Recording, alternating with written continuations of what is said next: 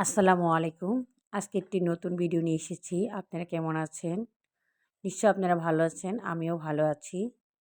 এই যে দেখতে পাচ্ছেন আমাদের শুরুতেই আমার বাচ্চাকে নিয়ে দেখালাম।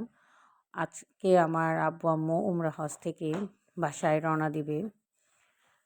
আর তার নাতিরা, মেয়ের জামাই, মেয়ে আজকে আনতে যাচ্ছে। আজকে ওয়েদারটা খুবই সুন্দর, রোদ উঠেছে। আলহামদুলিল্লাহ আমার আব্বা ১৫ দিন উমরা করতে সৌদিতে গিয়েছিল। আজকে হচ্ছে বাসায় রওনা দিবে।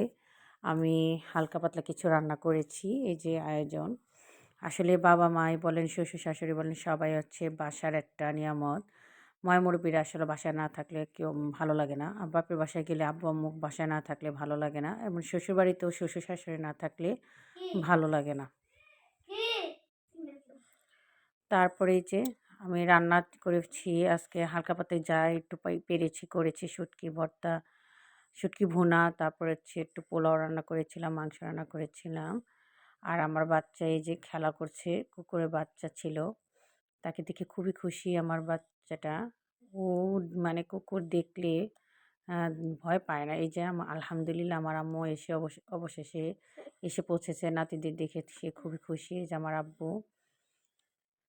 তারা এখন ওই যে ফ্রেশ হয়ে আমাদের সাথে একসাথে অনেকদিন পর খেতে বসেছে। আসলে খুবই ভালো লাগছে। ধন্যবাদ সবাইকে।